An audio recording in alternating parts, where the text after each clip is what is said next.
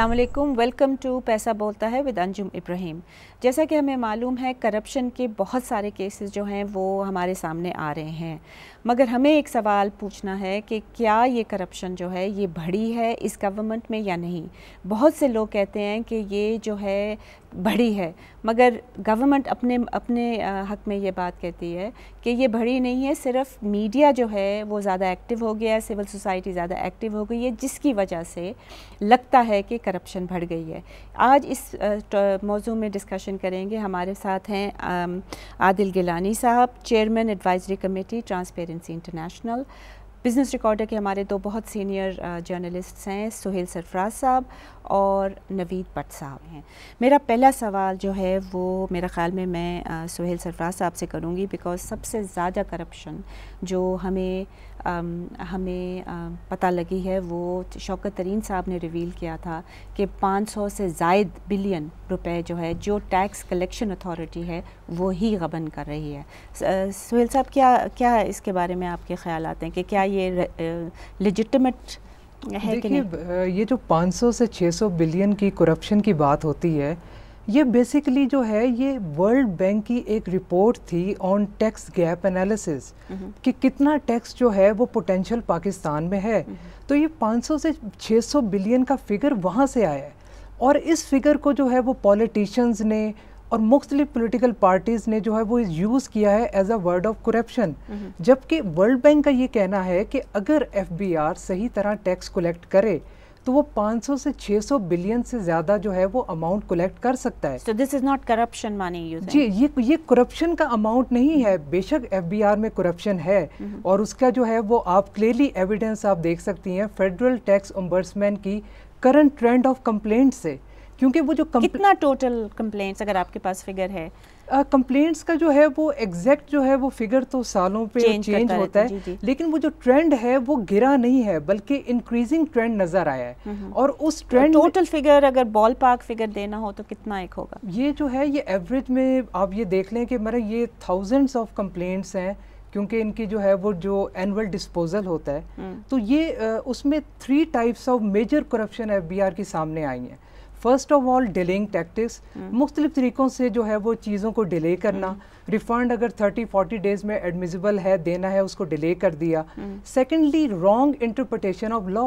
Even अगर sales tax act, federal excise act जो है वो एक लॉ बता रहे हैं, टैक्स अफसर कहेगा नहीं जो मैं कह रहा हूँ वो सही है, तो ये एक बहुत ज़्यादा यूज़ होता है। और तीसरा जो है वो सबको मालूम है वो है abuse of power, discretionary power. आपसे एक सवाल करना था, जो ऑडिटर जनरल की रिपोर्ट आई है उसमें तो फिगर जो कोट किया गया है इरेगुलरिटीज़ का FBR में वो सिर्फ 316 बिलियन है।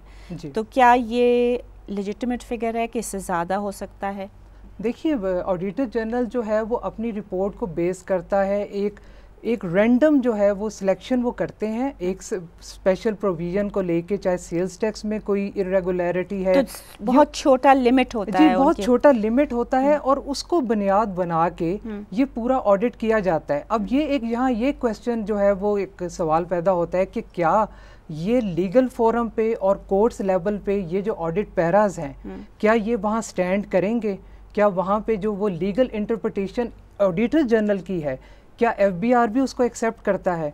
तो लेकिन करप्शन जो है वो अपनी जगह मौजूद है। ठीक, मैं अब आऊँगी भट्ट साहब के पास। भट्ट साहब, आपको जैसे कि मालूम है रेंटल पावर प्रोजेक्ट्स जो थे they were one of the most controversial projects, और गालिबन राजा परवेज़ अशरफ का ही lost his job because they were so controversial.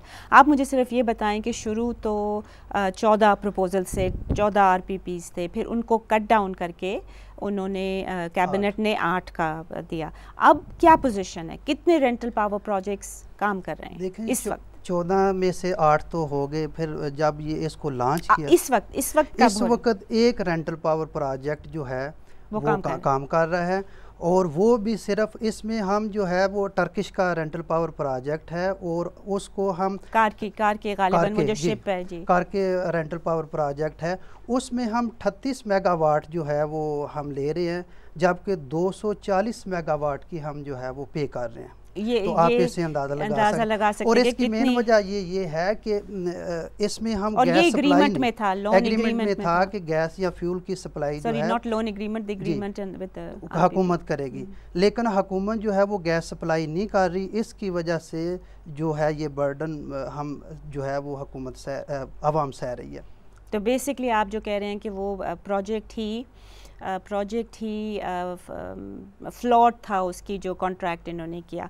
Gilani साहब, अब मैं आपसे मुखातिब होना चाहूँगी, आपसे एक सवाल करना चाहूँगी कि क्या जो प्राइम मिनिस्टर साहब ने रिसेंटली कहा था कि करप्शन जो है वो बढ़ी नहीं है, सिर्फ जो मीडिया है और जो सिविल सोसाइटी है वो ज़्यादा एक्टिव हो गई है और ज़्यादा इंफॉर्मेशन आ रही है, मगर करप्शन उतनी ही है। Would you agree with that? देखिए जी, करप्शन पे जहाँ तक के ताल्लुक़ है ट्रांसपेरेंसी इंटरनेशनल के सर्वे का या किसी अपोजिशन लीडर के बात करने का, उसको तो आप चले छोड़ दें, मगर आज ही आप देख लें कि कल एक इनके पीपल पार्टी के अपने MNA हैं दस्ती साहब, उन्होंने कहा है करप्शन बढ़ गई है और सबसे ज़्यादा करप्शन प्राइम मिनिस्टर साहब कर रहे हैं। चीज़ ये है कि करप्शन जो है वो दुनिया में हर मुल्क में है, ये बात नहीं है कि सिर्फ पाकिस्तान में है, और हर जगह उसके ऊपर जो है वो कोशिशें होती हैं करप्शन को ख़त्म करने की। पाकिस्तान के अंदर भी कोशिशें हो रही हैं, और मगर ये कोशिशें पाकिस्तान में जो करप्शन कम करने की हो रही हैं वो सिर्फ़ और सिर्फ जुडिशरी में हो रही हैं या आर्म फोर्सेस में हो रही हैं। सिविल सोसाइटी जो इस चीज़ से बड़ी परेशान है कि जो गवर्नमेंट के इदारे हैं जहाँ पे करप्शन को रोकना चाहिए वो काम नहीं कर रहे। इस वक्त जो है नेशनल अकाउंटेबिलिटी ब्यूरो जो है वो 1/10 ऑफ द स्ट्रेंथ पे काम कर रहा है, उसके पास चेयरमैन नहीं है, उनके पास प्रोसिक्यूटर जनरल नहीं है, और ये सारी चीज़ें हैं। तो ये इसकी वजह से परसेप्शन जो है वो बहुत बढ़ता जा रहा है। और जहाँ तक केसेस हैं आप देखें कि गिलानी साहब, will come back to it, we need a break just now. इसी पॉइंट पे करेंगे कि क्या ये सिर्फ परसेप्शन है या कि ये वाकई ही करप्शन बढ़ गई है। ख़वातीन हज़रात, will just take a short break.